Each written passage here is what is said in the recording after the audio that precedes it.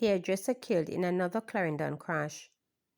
A 19-year-old hairdresser died in a motor vehicle collision along the Clarendon Park Main Road in Clarendon on Sunday. The deceased has been identified as Amoy Simmet of Miketown District in Manchester. The Forepath police say about 4:45 p.m., a grey Nissan motor truck was traveling along the roadway when it collided with a motorcycle heading in the opposite direction.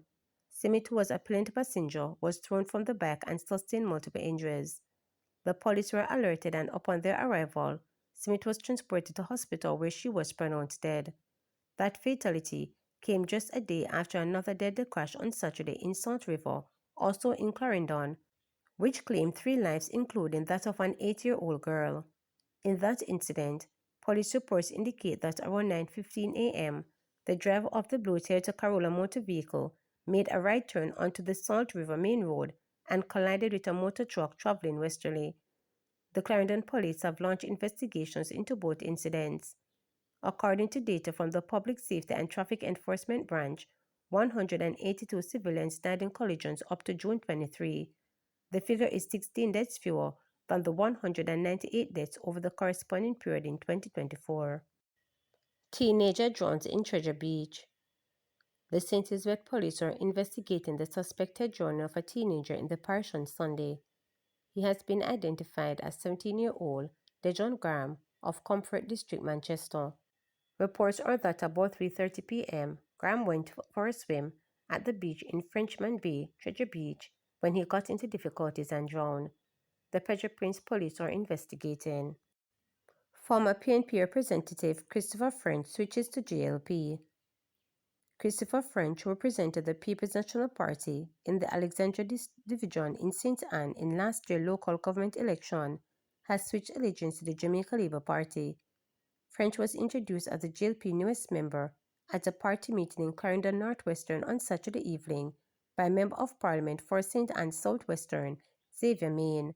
Shouting "Show a Labour right" to a jubilant crowd, French declared, "Aye, so nice. Aye, so we say it there. I have come to have so much respect for Mr. Main, so much respect for Mr. Main. When I made up my mind, it wasn't no hard thing, because the love was shared, the love was there. This morning, when I got up, I said to myself, it's a lot of vision. It's no time for the mission to continue to Southwest St. Anne, the mission to continue in Jamaica," he noted. French was then splashed with water from a bottle by Main. French was defeated in the 2024 local government election by the Jamaica Labour Party, Ron Davidson, who received 1,806 votes to his 739. Prime Minister says no money borrowed to undertake Phase 1 of Garmex's Free Zone project, which cost $1.1 billion. Prime Minister Dr. Andrew Holness says no money was borrowed to undertake Phase 1 of the Garmex Free Zone redevelopment and expansion project, which cost $1.1 billion. He made the statement at the official opening of the facility along Marcus Garvey Drive in Kingston. The Garmex Free Zone is one of Jamaica's largest commercial complex of rental spaces. Phase 1 of the project was officially completed in March last year. Dr. Holness lauded Factories Corporation of Jamaica Limited for spearheading and funding the project. He said over $340 million in rent has been generated from the new facility. The Prime Minister said Phase 2, which is underway, will cost over $3 billion. Phase 1 alone has delivered 126,000 square feet of new industrial space across 17 enterprises in multiple sectors. It includes newly built mini warehouses for small and micro businesses constructed at a cost of $1.1 billion. And while that figure sounds large, the real achievement is that this was fully funded from the resources of the FCJ. There was no borrowing to do this. That is prudent public financial management. In just over 2 years since the new facilities became operational, they have generated more than $340 million in rental income. These revenues will be reinvested to finance additional phases of expansion. So let us pause and consider the meaning of this.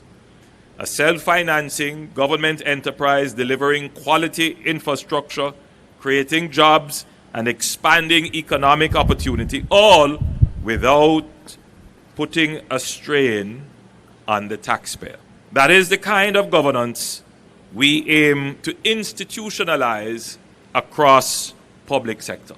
We are building for the future without taking from the future. So in effect, this generation of public enterprise will be a net contributor to the wealth of future generations. Phase 2, at an estimated cost of $3.2 billion, will feature a new Marcus Garvey Drive entrance, a new headquarters for the FCJ. Now, I will say this here, I don't like vanity projects. So you are going to have to justify why the FCJ needs a new headquarters. I'm sure it would make it into my speech without there having been some thought and justification. But I think for the public listening, when we make investments, we always make them with the best use case possible. Pastor Chrissy in Pitney first. Marks promised 50 water tanks for JLP workers in Manchester Northeastern. Jamaica Labour Party JLP representative for Manchester Northeastern, Senator Arjun Marks, says 50 black tanks will be distributed to party workers this week as part of efforts to look after them. We're going to have workers meeting in each division, and we're going to be carrying 50 black tanks for workers in each division right away. I asked that we start filling out the forms, Marks said at the meeting on Sunday. She added, we're starting with 50 this week. All the workers will be getting water because Pastor Christine Pitney first. We're going to look after you, workers in Northeast Manchester. We're going to be looking after you first. Show a labour right, she added, to cheers from supporters. Marks, who is set to replace outgoing Member of Parliament Ardley Shaw, also announced that a ceremony will be held to recognise party workers for their service. And eco-tourism project and housing issue in the constituency are also on the agenda, Marks added. The businesswoman, a former Jamaican ambassador to the United States, is a minister in the office of the Prime Minister. The general election is expected by September. Marks is to face the Wellington wind of the opposition People's National Party. McCollum family still awaiting autopsy. No funeral date has been set for McCollum, the boxing great who died on May 31st in Las Vegas. Leroy Brown, general manager of the Jamaica Boxing Board and friend of the family, said they are awaiting details on McCollum's death from authorities. They say there is no news yet, and word is that it's going to take some time before the autopsy is completed, Brown told reporters. Reports out of Las Vegas stated that McCollum, 68, was driving to the gym where he worked as a trainer when he fell ill. Shortly after pulling off the road, he was found unresponsive by police and pronounced dead. Brown, who spoke to McCollum 2 weeks before his death, said he is in regular contact with his relatives in the United States. McCollum was among a group of amateur boxers who trained at the Genesis Gym in the early 1970s under the guidance of trainer Emilio Sanchez. His contemporaries included future heavyweight champion Trevor Berbick and flyweight Richard Shrimpy Clark. He went on to win the WBA middleweight and WBC lightweight titles. To subscribe, like, share, and click the notification bell for daily updates.